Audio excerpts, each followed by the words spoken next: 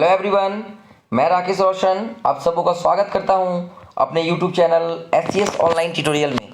तो गाइस, आज आप लोग के बीच में रीजनिंग का एक बहुत ही इंपॉर्टेंट चैप्टर लेके आया हूं। इसका नाम है लॉजिकल वेन डायग्राम। और लॉजिकल वेन डायग्राम से कुछ प्रीवियस क्वेश्चन है जो बहुत ही इंपॉर्टेंट है, काफ़ी बार एग्जाम में पूछा हुआ क्वेश्चन है। ठीक है, तो हम लोग क्वेश्चन को देखते हैं। ठीक है, क्वेश्चन को देखने से पहले छोटा सा कुछ आप लोग को कॉन्सेप्ट देना चाहते हैं, उसको ध्यान से देखिएगा। यहाँ पे तीन चीज़ के बारे में बात होता है। सभी का मतलब होता है कि जब एक दूसरे के बीच में, यानी सभी ए बी हैं, ये सर्कल, छोटा सर्कल ए और बी, सभी ए बी हैं, यानी सारा ए जो है वो बी है। दूसरा एक चीज़ आता है कुछ का मतलब होता है ये वाला डायग्राम, जैसे कुछ संबंध है ए के बीच में और बी के बीच में, कुछ ना कुछ संबंध है, यानी कुछ ए बी है। और कुछ भी नहीं, यानी अलग अलग होगा, यानी ये दोनों अलग अलग, यानी इस दोनों के बीच में कोई रिलेशन नहीं है। अब देखिए, इसको हम लोग को लॉजिकल, इसका चैप्टर का नाम भी है लॉजिकल वेन डायग्राम, और इसको हमको लॉजिकल वेन डायग्राम से सॉल्व करना है। यहाँ पे आपको चार ऑप्शन दिया हुआ है। ठीक है, ऑप्शन नंबर 1, 2, 3 और 4। यहाँ पे कुछ कैरेक्टर आपको दिया गया, जैसे यहाँ पे पहला है क्वेश्चन है, निम्नलिखित में से कौन सी आकृति पुरुषों, पिताओं तथा वकीलों के बीच संबंध दर्शाता है। ठीक है, यहाँ तीन कैरेक्टर के बारे में डिस्कस किया जा रहा है, पुरुष, पिता और वकील। यानी आप देखेंगे यहाँ पे कि यहाँ पे आपको जो डायग्राम बनाया गया है वो तीन सर्कल बनाया गया है। वो एक सर्कल एक किसी कैरेक्टर को इंडिकेट कर रहा है, पुरुष को, पिता को और वकील को। अब ये तीनों के बीच में ये किस प्रकार का संबंध को दर्शाता है। ठीक है, तो ये आपको लॉजिकली सोचना पड़ेगा, ऑप्शन के हिसाब से सोचना पड़ेगा। तो इसको कैसे हम लोग सोचते हैं उसको देखिएगा। फर्स्ट ऑफ ऑल हमको देखना है कि क्वेश्चन क्या कह रहा है। क्वेश्चन कह रहा है पुरुष, पिता और वकील। आप सोचिए कि पुरुष और पिता का बात अगर हो रहा है, इसका मतलब क्या है, दोनों के बीच में कुछ ना कुछ तो रिलेशन होगा। बात समझ में आ रहा है कि पुरुष और पिता के बीच में कुछ ना कुछ तो रिलेशन होगा।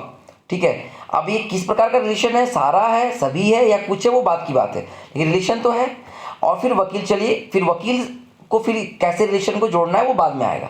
तो देखिए, सबसे पहले यहाँ ऑप्शन नंबर 2 को देखते हैं। यहाँ पे क्या किया है कि इसका मतलब क्या हो रहा है कि यहाँ पुरुष, पिता, अगर वकील, तीनों को अलग अलग रख दिया गया। मतलब ये यहाँ पे क्या है, ये ऑप्शन नंबर 2 नहीं होगा, कभी भी नहीं हो सकता है, क्योंकि पुरुष और पिता को यहाँ पे कहीं पे भी साथ भी नहीं रखा है, कुछ में भी और सभी में भी। चलिए ये ऑप्शन हम एलिमिनेट कर देते हैं।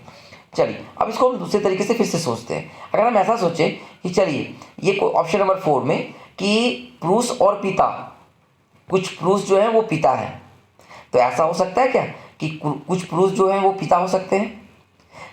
पिता, जो सारे पिता है वो पुरुष होंगे, सारे पिता क्या है, पुरुष होंगे। ऐसा थोड़ी होगा कि चलिए कुछ पुरुष जो है वो पिता हैं, या कुछ पिता जो है वो पुरुष है और बाकी सब पिता जो है वो औरत है, ऐसा तो नहीं हो सकता है।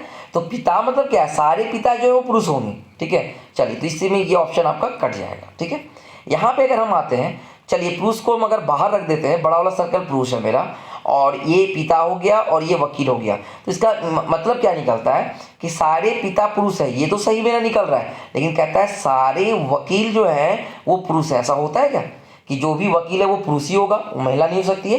तो ये ऑप्शन नहीं होगा। इसके बदले क्या है, ऑप्शन नंबर 1 बच गया और इसका आंसर होगा ऑप्शन नंबर 1। अब ऑप्शन नंबर 1 कैसे होगा उसको देखिएगा। ये जो बड़ा वाला सर्कल है ना वो पुरुष का है, और ये जो इसके अंदर में छोटा सर्कल है वो किसका है, पिता का है। तो हम लोग इसको कैसे देख सकते हैं, सारे पिता पुरुष है, ये लॉजिकली सही है। अब देखिए वकील जो है ना, वकील क्या है कि ये जो यहाँ पे देखिए, पिता में भी लेना पड़ेगा, पुरुष में भी लेना, क्योंकि पिता में हम जाएंगे तो पुरुष में तो जाएंगे ही जाएंगे। तो इसका मतलब क्या निकलता है कि कुछ पिता वकील है और कुछ पुरुष वकील हैं, ये दोनों चीज़ यहाँ निकल रहा है। हाँ, तो ये सही निकल रहा है। ये अब ऐसा नहीं कर सकते कि सारे के सारे पिता जो है वकील होते हैं, ऐसा नहीं हो सकता है, और सारे के सारे पुरुष जो है वो वकील होंगे, ऐसा नहीं है। हाँ, वकील हैं तो कुछ पुरुष वकील भी हो सकते हैं, कुछ पिता वकील हो सकते हैं, और बाकी जो बच गया ना ये वाला पार्ट थोड़ा सा जो ये, तो ये क्या है, ये महिला भी हो सकती है। इसका इसलिए ऑप्शन नंबर 1 को सेटिस्फाइड करता है। तो इसका चलिए आंसर हो गया 1। चलिए नेक्स्ट क्वेश्चन में चलते हैं, क्वेश्चन नंबर 2 ध्यान से देखेंगे। चलिए देखिए, ये भी क्वेश्चन आपका SSC सीजीएल में और आपका SSC सीजीएल 2 बार पूछा हुआ है ना, ये भी प्रीवियस क्वेश्चन है। क्वेश्चन नंबर 2 है, इनमें से कौन सी आकृति समचतुर्भुज, चतुर्भुज और बहुभुज को दर्शाती है। क्लियर है। चलिए यहाँ पे देखिए, जब इस आप कैरेक्टर को पढ़ रहे हैं यहाँ पे, तो समचतुर्भुज, चतुर्भुज और बहुभुज, इससे क्या पता चल रहा है, ये तीनों में कोई ना कोई संबंध है। ठीक है, तो हम आपको क्या बताए थे, सबसे पहले आपको देखना है कि संबंध किस प्रकार का है। तो ऑप्शन नंबर 2 देखिए, यहाँ पे एक जो कैरेक्टर है वो हटा दिया गया है, चाहे वो कुछ भी हो तो वो हटा दिया गया है, लेकिन यहाँ पे हमको क्या दिख रहा है, क्वेश्चन से दिख रहा है कि तीनों के बीच में कुछ ना कुछ संबंध होगा।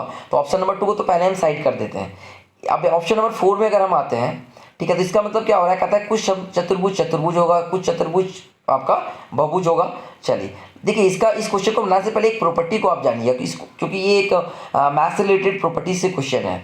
प्रॉपर्टी कहता है कि सभी सम चतुर्भुज चतुर्भुज होते हैं और सभी चतुर्भुज बहुभुज होते हैं। इसको समझे कि सारा सम चतुर्भुज, सभी सम चतुर्भुज चतुर्भुज होगा और सभी चतुर्भुज बहुभुज होगा, और सभी सम चतुर्भुज बहुभुज भी होगा। बात समझ में आ रहा है? ठीक है, तो इसका डायग्राम ऐसे बन जाएगा, देखिएगा ऐसे हम लोग इसको कर सकते हैं कि सभी सम चतुर्भुज चतुर्भुज है और सभी चतुर्भुज बहुभुज है। इसका मतलब क्या है, सभी सम चतुर्भुज बहुभुज भी है। बहुभुज का मतलब होता है पॉलीगॉन, है ना। तो कोई भी चाहे वो क्वाड्रिलेटरल हो, चाहे वो ट्रेपेजियम हो, ठीक है, चाहे आपका सम चतुर्भुज हो चतुर्भुज हो, वो बहुभुज होगा ही होगा। ठीक है, तो यहाँ पे इसमें ये ऑप्शन भी नहीं होगा, ये भी नहीं होगा, इसका आंसर हो जाएगा ऑप्शन नंबर 1। ये बहुत इंपॉर्टेंट क्वेश्चन है, ये बहुत बार एग्जाम में पूछा हुआ है कि सभी सम चतुर्भुज चतुर्भुज है, सभी चतुर्भुज बहुभुज है, सभी सम चतुर्भुज बहुभुज है, यानी एक दूसरे के अंदर में ये फुलफिल करेगा। ठीक है, तो इसका ऑप्शन नंबर 1 होगा। चलिए नेक्स्ट क्वेश्चन देखते हैं, क्वेश्चन नंबर 3। क्वेश्चन नंबर 3 कहता है कि गणित, संस्कृत और विषय के बीच के संबंध को कौन सी आकृति प्रदर्शित करती है।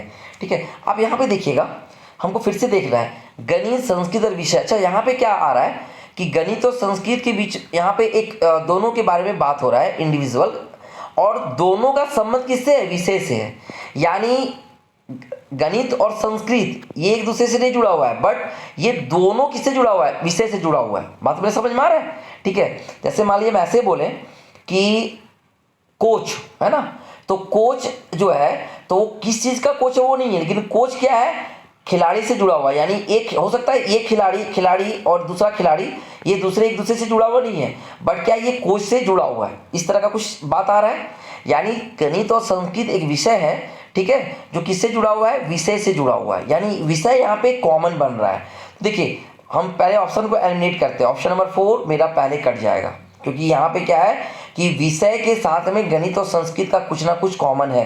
ठीक है, तो ये तो पहले सबको अलग कर दिया, ये अलग हो जाएगा। चलिए नेक्स्ट क्वेश्चन अगर हम आते हैं, कोई भी ऑप्शन को आप उठा के देखो, ऑप्शन नंबर 1 को हम देखते हैं। मान लीजिए तो हम यहाँ पे देखते हैं कि चलिए विषय को ले ले बड़ा वाला सर्कल, उसके अंदर गणित को रख दे, फिर संस्कृत को रख दे, या संस्कृत को रख दे फिर गणित को रख दे, इस तरह से करेंगे तो क्या इसका बनता है, बनता है कि सभी संस्कृत विषय हैं। चलो भाई बढ़िया बात है कि सारे संस्कृत जो है विषय हैं, सभी गणित विषय, ये तो क्राइटेरिया को फुलफिल कर दे रहा है। लेकिन इसका एक और चीज आ रहा है ना, अगर संस्कृत को आप अंदर ले लेते हैं और गणित को बाहर लेते हैं तो इसका आंसर क्या निकलता है, सभी संस्कृत गणित है। तो ये पॉसिबल है सभी संस्कृत, क्योंकि यहाँ पे गणित और संस्कृत के बीच में कोई रिलेशन नहीं आना चाहिए, ये दोनों कॉमन है विषय का, लेकिन गणित और संस्कृत के बीच में कोई संबंध को दर्शा नहीं रहा है, तो ये भी आपका आंसर नहीं होगा। यहाँ पे देखिए अगर हम ले लें कि ये जो बड़ा सर्कल है वो विषय ले ले, और आपको हम क्या बताएं कि विषय से दोनों चीज जुड़ा हुआ है, दोनों सब्जेक्ट जुड़ा हुआ है। ठीक है, संस्कृत चाहे गणित, तो ये एक को अलग कर दिया गया है, तो ये भी नहीं होगा। बचता है मेरा ऑप्शन नंबर 2। तो आंसर तो ऑप्शन नंबर 2 होना चाहिए, लेकिन कैसे होना चाहिए इसको देखिएगा ध्यान से। देखिए ये बड़ा वाला सर्कल है, ये विषय को हम ले लेते हैं, और इसका कुछ एरिया जो ले लिए हम संस्कृत, और इसका कुछ एरिया ले लिए हम गणित। ठीक है, बात को समझिएगा इसको अच्छे से। ठीक है, यानी हम ऐसे कर सकते हैं, सारा जो गणित है ये जो है वो एक विषय है, हाँ विषय है, सारा संस्कृत है वो एक विषय है। अब बोलिएगा कि अब गणित और संस्कृत हो सकता है, नहीं हो सकता है, ये दोनों के बीच में कोई संबंध नहीं है। अब ये बहुत सारा एरिया बच गया तो और सब्जेक्ट हो सकता है, चाहे वो बायोलॉजी हो जाए, चाहे वो फिजिक्स हो जाए, वो केमिस्ट्री हो जाए। यानी यहाँ पे हम लोग कह सकते हैं कि ऑप्शन नंबर 2 सही होगा लॉजिकली। ओके, चलिए नेक्स्ट क्वेश्चन देखते हैं हम लोग, क्वेश्चन नंबर 4। क्वेश्चन नंबर 4 कहता है कि निम्नलिखित में से किसके द्वारा पुरुष लड़के और फुटबॉल खिलाड़ी को प्रदर्शित करता है। ठीक है, फिर से आप सोचना, पिछले क्वेश्चन में भी हमने डिस्कस किया था, पुरुष लड़के और फुटबॉल खिलाड़ी, है ना। पुरुष और जब लड़का का बात हो रहा है, इसका मतलब क्या है, पुरुष और लड़का का बात हो रहा है, यानी पुरुष और लड़का का संबंध एक दूसरे से कुछ ना कुछ होगा। अब है कि उसमें से फुटबॉल खिलाड़ी के बीच में किस प्रकार का होगा वो बाद में देखेंगे क्वेश्चन के हिसाब से, लेकिन क्या है यहाँ पे पुरुष और लड़का के बीच में यहाँ संबंध होगा, क्योंकि लड़का क्या है, लड़का तो पुरुष ही है। ठीक है, सारा लड़का क्या है, पुरुष है। जिस तरह से हम लोग वहां पे क्या क्वेश्चन को देखे थे, क्वेश्चन नंबर 1 में पिता और पुरुष, यानी सारा पिता क्या था, पुरुष था। ठीक है, तो चलिए यहाँ पे एक चीज हमको पॉइंट मिल गया कि पुरुष और लड़का का संबंध तो होगा ही होगा, इसको अच्छे से देखेंगे हम लोग। ठीक है, यानी सारा लड़का क्या होगा, पुरुष होगा, सारा लड़का जो होगा पुरुष होगा। यानी एक तो ये डायग्राम बनेगा। अब फुटबॉल खिलाड़ी का बाद में चलेंगे।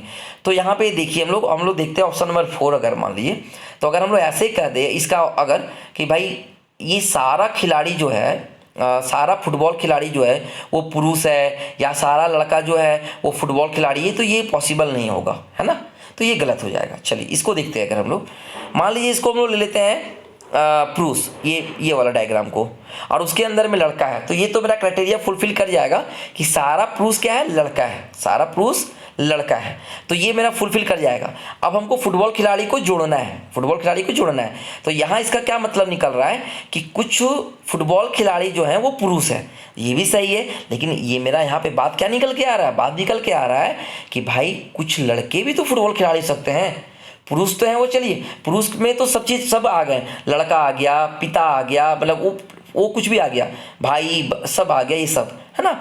तो यहाँ पे क्या होगा, ये भी लॉजिकली सही नहीं होगा। ठीक है, ऑप्शन नंबर 2 में देखिए, यहाँ पे तो क्या किया गया है कि अगर ये ऑप्शन को देखिए हम लोग कि अगर पुरुष को बाहर रखे, लड़का को रखे, और इसमें भी क्या किया गया है कि सारा लड़का फुटबॉल खिलाड़ी को ले लेगा, तो इस तरह से ये तीनों में संबंध यहाँ सही नहीं दर्शाया जाएगा, ये लॉजिकली सही नहीं होगा। तो ऑप्शन नंबर 1 बच रहा है। तो ये कैसे सही होगा उसको देखिएगा। जैसे ये वाला जो है इसको हम लोग ले लेते हैं पुरुष, ये पुरुष ले लिए, पुरुष है तो लड़का तो उसके अंदर आएगा ही आएगा सारा, यानी सारा लड़का जो है वो क्या है, पुरुष है। अब हमको फुटबॉल खिलाड़ी को वहां पे डालना है, तो फुटबॉल खिलाड़ी कैसे होगा कि भाई फुटबॉल खिलाड़ी जो है वो पुरुष भी है और वो लड़का भी है, लेकिन सारा का सारा नहीं है, क्योंकि फुटबॉल खिलाड़ी में लड़की भी हो सकती है। तो यहाँ पे क्या हो जाएगा, ये वाला चीज हो जाएगा। ठीक है, यानी कुछ लड़का फुटबॉल खिलाड़ी भी है, और उसी में आ गया, क्योंकि जो लड़का है वो पुरुष ही है, तो कुछ लड़का को फुटबॉल खिलाड़ी ले लिए, तो कुछ पुरुष भी फुटबॉल खिलाड़ी आ गया, और सारा पुरुष तो फुटबॉल खिलाड़ी है नहीं। ठीक है, तो चलिए, तो ये आपका ऑप्शन नंबर 1 आपका सही होगा। चलिए नेक्स्ट क्वेश्चन को देखते हैं हम लोग।